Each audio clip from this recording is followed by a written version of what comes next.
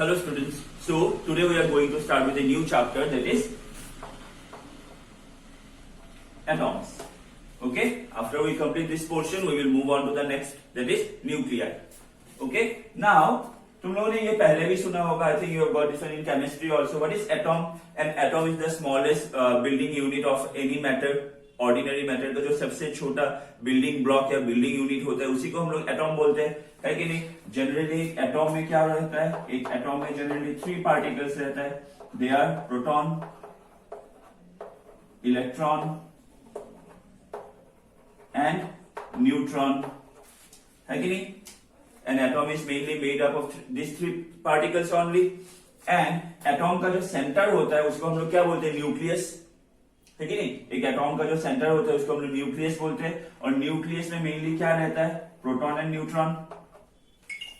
Okay, nucleus में क्या रहता है, proton and neutron. And this proton and neutron together are known as what, nucleons. ये सब तुम लोगों को मालूम ही होगा, है कि नहीं. Now J Thomson, okay, J Thomson, he was a British physicist. उन्होंने क्या किया, उन्होंने एक मॉडल ऑफ एटॉम दिया था. Okay, he gave the model of an atom. He said that एक एटॉम जो होता है ना वो एक पॉजिटिव स्फीयर होता है. एक एटॉम जो होता है वो ऐसे एक स्फीयर होता है, ठीक है, जिसमें पॉजिटिव चार्ज रहता है.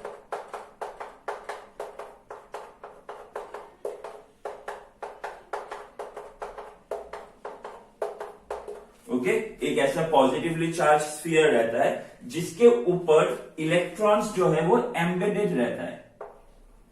ओके, इसके ऊपर ये जो पॉजिटिव चार्ज डिस्ट्रीब्यूशन है, ये सरफेस के ऊपर इलेक्ट्रॉन्स ऐसे एम्बेडेड रहता है.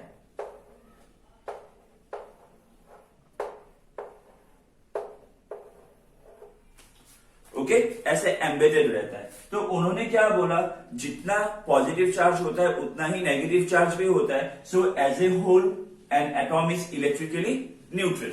ओके, नाउ उन्होंने अपना जो ये मॉडल था, he compare this model with like plum pudding और वाटरमेलन एंड इट्स सीड्स. उन्होंने बोला अगर एक वाटरमेलन को काटोगे तो उसका जो सरफेस दिखेगा ना, एक स्फेरिकल सरफेस दिखेगा ना ऊपर की तरफ, तो that is like the surface is like an atom. जहां पे जो वाटरमेलन पोर्शन है that is like the positive charge distributed, और जो वाटरमेलन के सीड्स ऐसा लगा हुआ रहेगा ना, एम्बेडेड रहेगा, they are like electrons. Okay, so this model is also known as J Thomson plum pudding model और watermelon seed model. Okay, generally इसको प्लम पुडिंग मॉडल से हम लोग ज्यादा जानते हैं. तो उन्होंने ये मॉडल ऑफ एटॉम दिया था, ठीक है. लेकिन again he could not explain certain things, okay, like stability of an atom. Then he could not explain the spectral lines of hydrogen and other atoms. तो काफी सारा ड्रॉबैक्स था इस मॉडल का, जिसके वजह से ये मॉडल को बाद में या फिर इसको डिस्कार्ड कर दिया गया. Okay,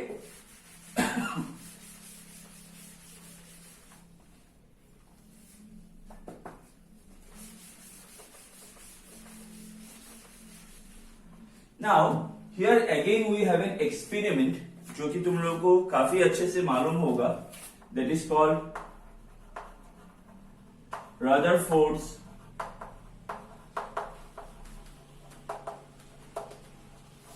alpha scattering experiment.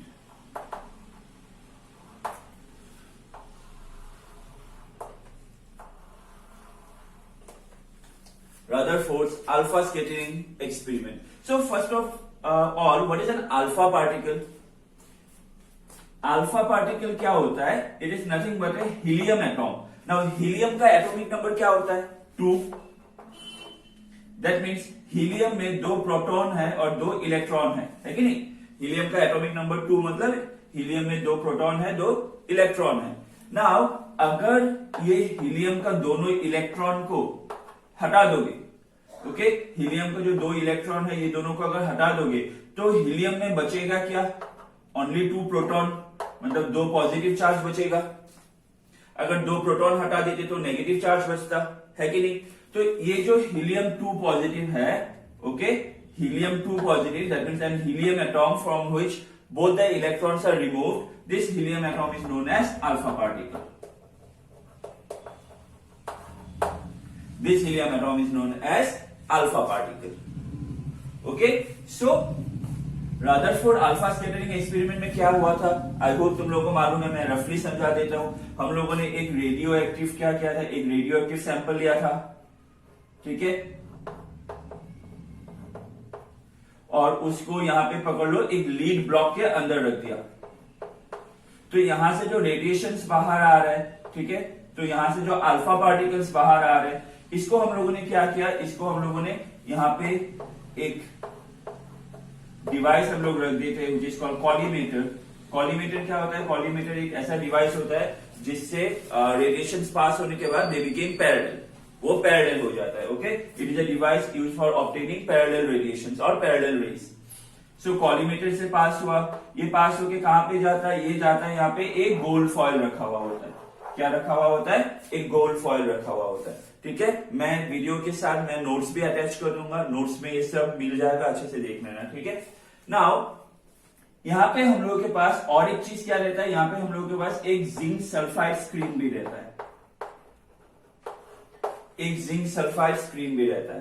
तो यहां से जो अल्फा पार्टिकल जाते हैं ना, यहां से जो अल्फा पार्टिकल जाते हैं, ठीक है, तो ये जो अल्फा पार्टिकल है ये डायरेक्टली हम लोगों ने बोम्बार्ड किया, डायरेक्टली हम लोगों ने स्ट्राइक किया towards this gold foil, towards this gold foil. तो इसमें जब हम लोगों ने ऐसे एक्सपेरिमेंट किया, हम लोगों ने इन द सेंस रदरफोर्ड ने जब ये एक्सपेरिमेंट किया, तो उनको क्या मिला, उनको मिला that most of the alpha particle passed directly through the gold foil. जो गोल्ड फॉयल था उसमें से एक अल्फा पार्टिकल, ज्यादातर अल्फा पार्टिकल डायरेक्टली पास हो गया. ठीक है, तो इसका मतलब क्या समझ में आया, इससे ये समझ में आया कि एक एटॉम में ज्यादातर स्पेस क्या है, वेकेंट, एम्प्टी. ठीक है, कुछ अल्फा पार्टिकल डिफ्लेक्टेड हुआ by 90 degree or more. Very few alpha particles deflected, like 1 in 800. 1 in 800. ठीक है, वो डिफ्लेक्ट हुआ by what you say this one 90 degree or more angle. Okay, and even fewer, उससे भी कम अल्फा पार्टिकल क्या हुआ, deflect हुआ by 180 degree. That means पूरा रिवर्स बैक हो गया by 180 degree. अभी हम लोगों ने बोला ना अल्फा पार्टिकल क्या है, अल्फा पार्टिकल हीलियम 2 पॉजिटिव है, that means an alpha particle is a totally positive particle. ठीक है, और ये डाइवर्ट हो रहा है कि नहीं, जैसे यहां पे जा रहा है तो ऐसे जा रहा है, डाइवर्ट हो रहा है, ऐसे जा रहा है, डाइवर्ट हो रहा है. ठीक है, एक एंगल से ये डाइवर्ट होके जा रहा है, कभी कभी पूरा 180 डिग्री डाइवर्ट बैक हो जा रहा है. सो हम लोग को मालूम है कि पॉजिटिव चार्ज को कौन डाइवर्ट कर सकता है, पॉजिटिव, क्योंकि पॉजिटिव पॉजिटिव रिपेल करेगा. तो इससे ये एजम किया गया जो एटॉम है उसका जो सेंटर होता है, उसका सेंटर में पॉजिटिव चार्ज रहता है. ओके, उसका जो सेंटर होता है, जिसमें जो न्यूक्लियस होता है उसमें पूरा पॉजिटिव चार्ज रहता है, और ये पॉजिटिव या अल्फा पार्टिकल को क्या करेगा, रिपल्सिव फोर्स देगा, जिसकी वजह से डिफ्लेक्ट होगा, और जो अल्फा पार्टिकल डायरेक्टली सेंटर की तरफ जा रहा है वो पूरा 180 डिग्री डिफ्लेक्ट बैक हो रहा है. ठीक है, वो पूरा 180 डिफ्लेक्ट बैक हो रहा है. तो इसी तरह से इस एक्सपेरिमेंट से एटॉम्स का कुछ कुछ प्रॉपर्टी मालूम हुआ, जैसे most of the space inside an atom is vacant, empty. Okay, in the nucleus mainly the concentration of positive charge is there और the concentration of positive charge is more. ठीक है, तो ऐसा काफी सारा प्रॉपर्टीज इस एक्सपेरिमेंट से हम लोग को मालूम पड़ता है. ठीक है, फिर ये एक्सपेरिमेंट का कुछ ड्रॉबैक्स भी होता है, ये सब मैंने नोट्स में प्रोवाइड किया हुआ है, देख लेना एक बार. ठीक है, हाँ, अभी मैंने बोला था ना जी, इसमें क्या होता है, एक जिंक सल्फाइड स्क्रीन होता है. ठीक है, अभी ये जिंक सल्फाइड स्क्रीन का क्या फायदा होता है, देखो, ये जो जिंक सल्फाइड स्क्रीन होता है ना, जब भी एक अल्फा पार्टिकल डिफ्लेक्ट होकर ये जिंक सल्फाइड स्क्रीन में टच होगा या हिट होगा, it will produce a spark, एक स्पार्क प्रोड्यूस होगा. सो एक अल्फा पार्टिकल का पकड़ लो, ये हो गया, ये पकड़ लो, हम लोगों ने जो गोल्ड एटॉम था, गोल्ड फॉयल था, उसका न्यूक्लियस का लाइन है. ओके, मतलब एकदम सेंट्रल एक्सिस है, सेंट्रल लाइन है. अभी एक अल्फा पार्टिकल यहां पे जाके स्ट्राइक होके स्पार्क प्रोड्यूस किया, तो हम लोग अगर ये एंगल कैलकुलेट करे तो हम लोग को मालूम पड़ जाएगा ना, ओके, ड्यूरिंग द एक्सपेरिमेंट अगर ये एंगल कैलकुलेट हुआ तो मालूम पड़ जाएगा कि ये कितना डिग्री डिफ्लेक्ट हुआ। अगर यहाँ पे स्पार्क प्रोड्यूस हुआ तो ये अल्फा पार्टिकल कितना डिफ्लेक्ट हुआ। तो जहां जहां पे स्पार्क प्रोड्यूस हो रहा था वहां पे okay, it was much more easier to calculate the angle by which the alpha particle got deflected. Okay, तो जिंक सल्फाइड स्क्रीन का ये फायदा था, जब भी एक अल्फा पार्टिकल स्ट्राइक होता है with a zinc sulphide screen it produces A spark. Okay, I hope यहां तक समझ में आया। नाउ ये रदरफोर्ड अल्फा स्कैटरिंग में जो एक्सपेरिमेंट हुआ उसके साथ साथ हम लोग को और दो चीज के बारे में थोड़ा जानना होगा। The first one is called impact parameter, okay, and the second one is called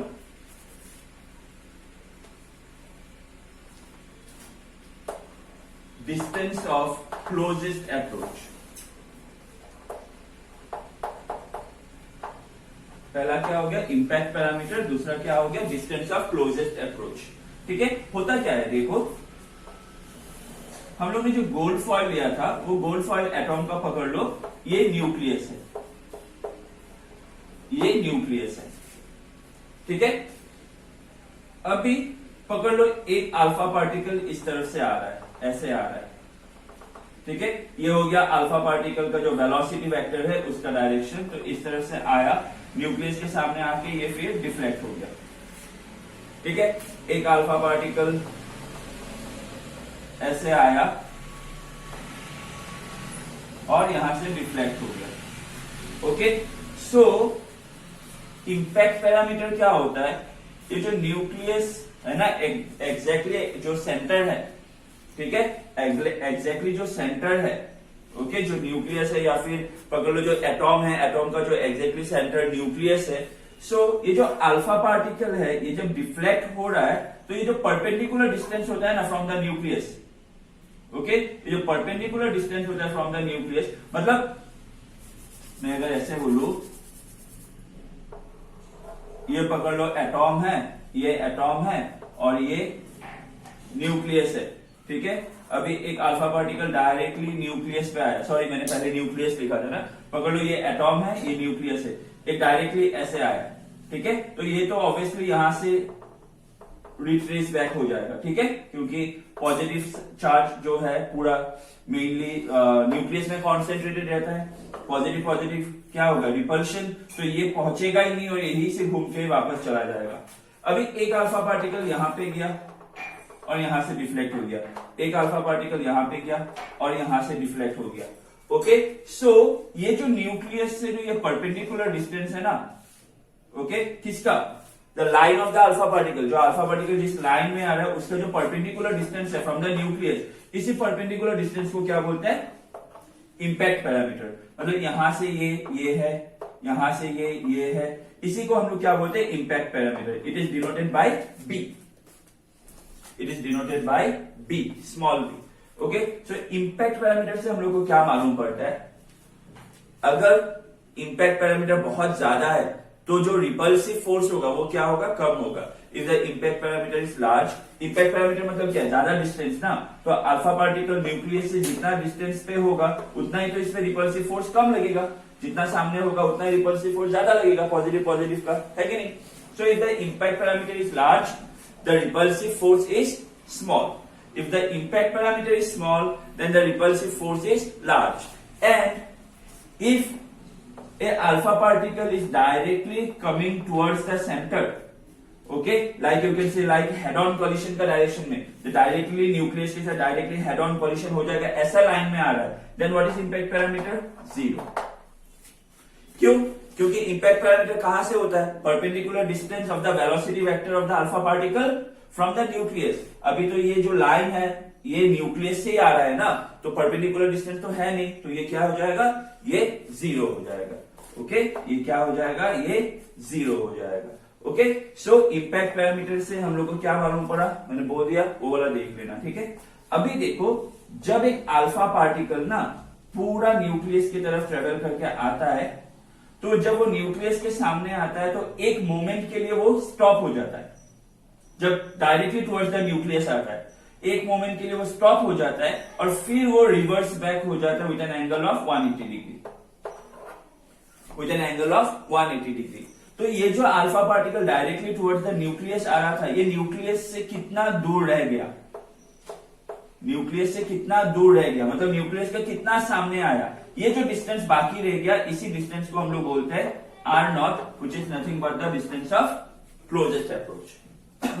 okay, which is nothing but the distance of closest approach. So distance of closest approach क्या है, ये जो अल्फा पार्टिकल जो nucleus की तरफ आया, ये कितना सामने आ गया, ये दोनों के बीच में कितना डिस्टेंस, कितना गैप बाकी था, इसी को हम लोग बोलते हैं डिस्टेंस ऑफ क्लोजेस्ट अप्रोच। तो ये impact parameter and distance of closest approach, ये इंपॉर्टेंट थिंग है, इसको यहां से समझ लो और नोट से अच्छे से इसका, ठीक है, डेफिनेशन और इंपॉर्टेंस ये सब पढ़ लेना।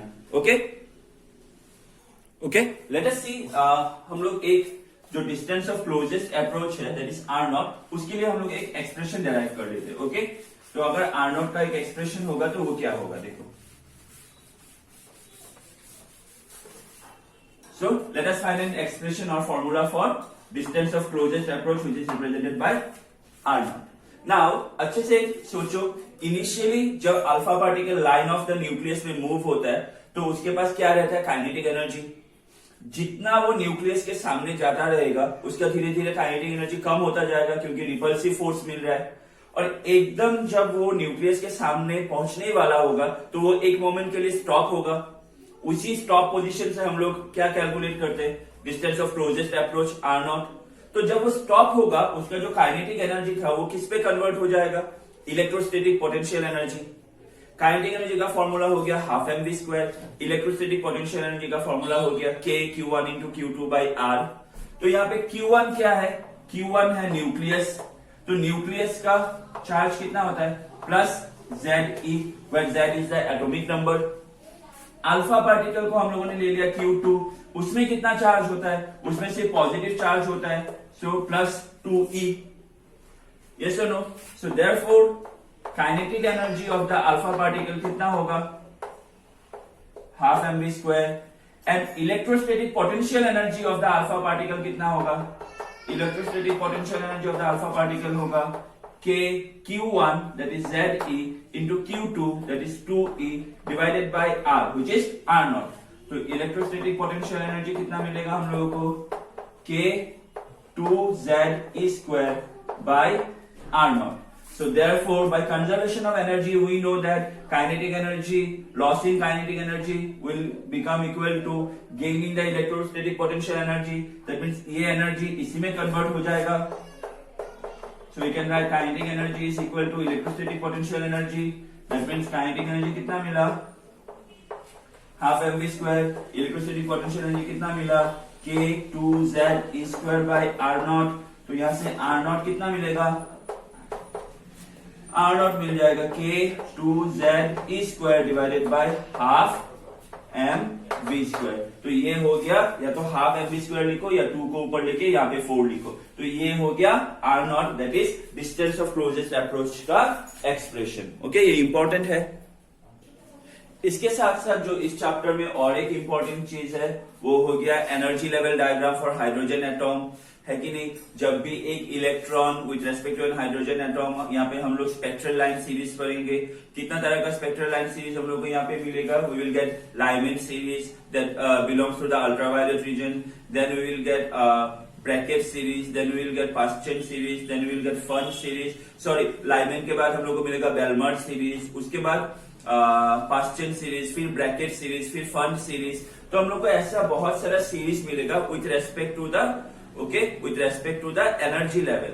okay, अगर एक इलेक्ट्रॉन जंप करता है from one energy level to another energy level, तो उसके हिसाब से जो स्पेक्ट्रल लाइन्स हम लोगों को मिलेगा उसी के हिसाब से हम लोग को कुछ सीरीज मिलेगा। ठीक है, तो ये चीज आई होप तुम लोगों ने केमिस्ट्री में भी पढ़ा होगा, energy level diagram of hydrogen atom, spectral line series. ठीक है, मैंने इसका अच्छे से नोट्स भी प्रोवाइड कर दिया हुआ होगा। ठीक है, एक बार नोट्स देखोगे तो समझ में आ जाएगा। अगर फिर भी कुछ प्रॉब्लम हुआ, कुछ समझ में नहीं आया तो मुझको एक बार पर्सनली पूछ लेना। ओके तो ये चैप्टर में से ये कुछ थोड़ा बहुत इंपॉर्टेंट चीजें हैं। मैंने जैसे बोला नोट्स भी एक बार देखना, उसके बाद भी अगर कुछ डाउट रहे so do let me know. Okay next जो वीडियो है मैं उसमें न्यूक्लियाई थोड़ा बहुत एक्सप्लेन कर दूंगा। Okay thank you.